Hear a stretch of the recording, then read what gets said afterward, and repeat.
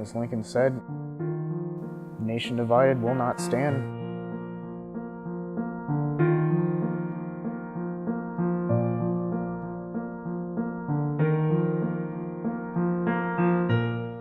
As Pink Floyd said, united we stand, divided we fall. That was the ending to one of their songs. It always touched me.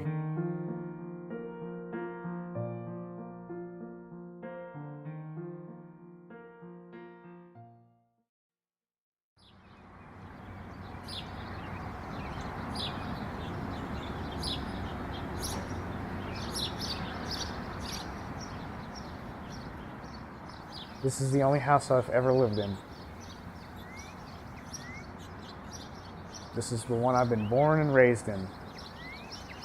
My day-to-day life is pretty much get up, eat breakfast, and either go to class or go to work. Yeah, 6:30 to 9:15 classes aren't that exciting, but for now, that's what my day-to-day life is. Most of my life was pretty much my childhood was being in the basement playing with like cars, Legos, building stuff. I mean, we had some vacations, not much I can remember, mainly when I was young, and that kind of thinned out, so I was pretty much just down here. So most of the time I was just thinking. So I suppose that's why I think the way I do. So what are we doing today? I am driving to class.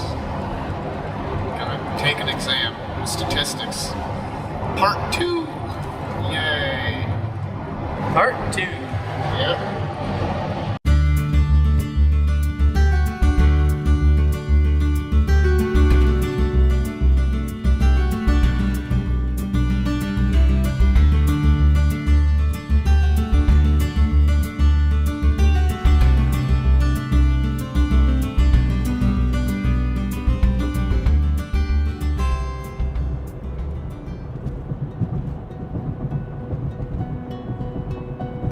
Well, I am a conservative, probably somewhere around there.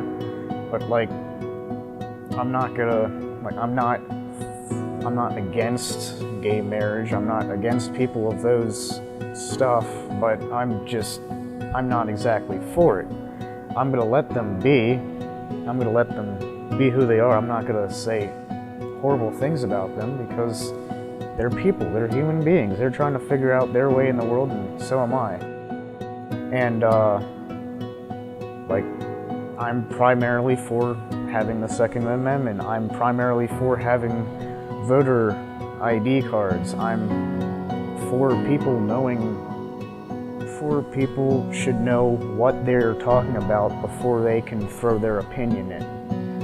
Because like, that's the main reason why I don't jump into like anything about marijuana, because I don't know anything about marijuana. I barely passed the class talking about drugs and alcohol.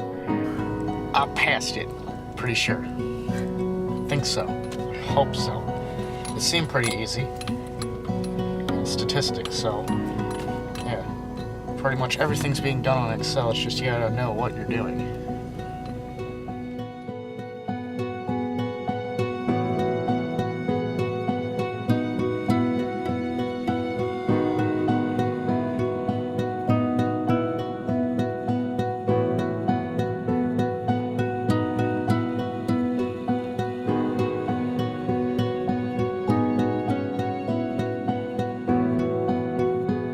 The way I see it is, the person with the opposite view, they can see some problem with my argument or something, and I could build upon that. They could actually see a weakness in a plan or something, and they can help strengthen that. So I feel that while it does cause trouble to have people work together that have the opposite opinions and opposite views, because it slows things down, hence like our congressional system, but it helps in the end because at least slow and steady wins the race. You can't force people to be quiet. It's not right. Because if someone has an opinion or someone has a good point and you're silencing them, you could be potentially causing doom for the future.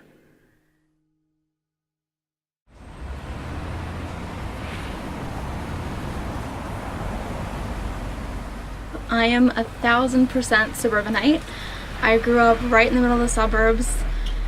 Actually, since I've even grown up, it's become even more suburban, the type of neighborhoods where you look outside your back door and see another neighborhood.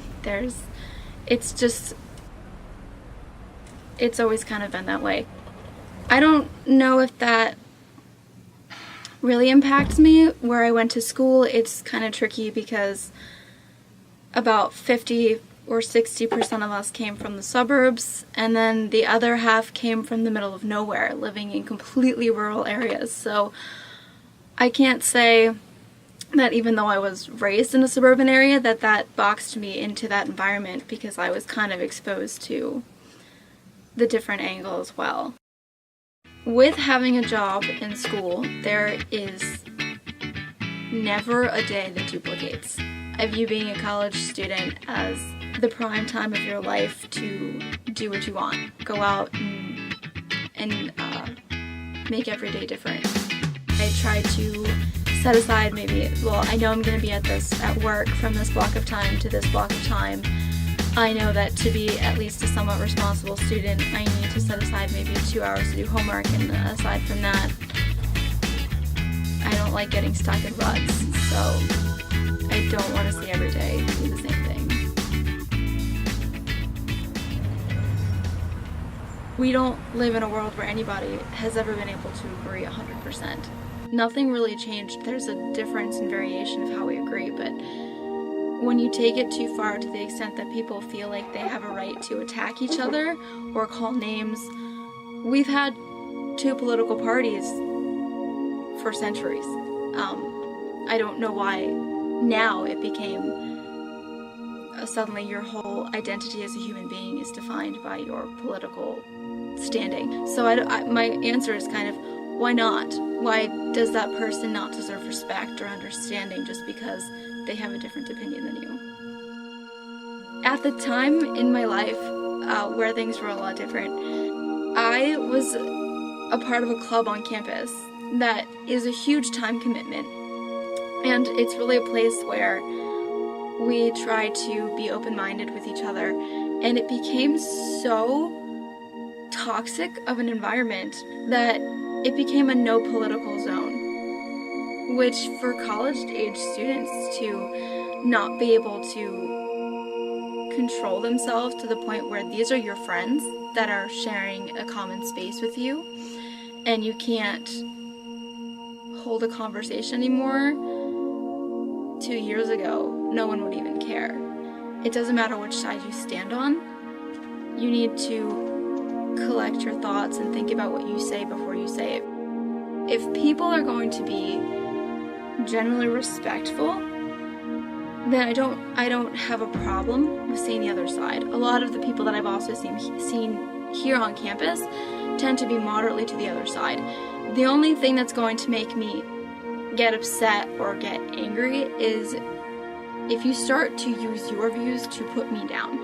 I've been in situations where it gets so nasty. I mean, my intelligence gets horribly insulted, and I've been called names, and I think if somebody is able to sit down and have a conversation and they don't lose their cool, then why should I lose mine on them?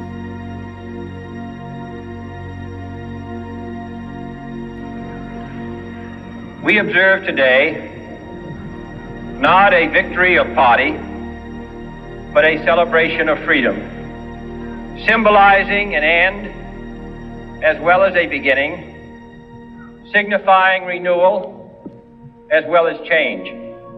I would say we're probably at a toss-up right now. People have to learn to be more careful and inviting for other people to come in. Learning about each other and opening our minds to different opinions than our own, we need to work on that.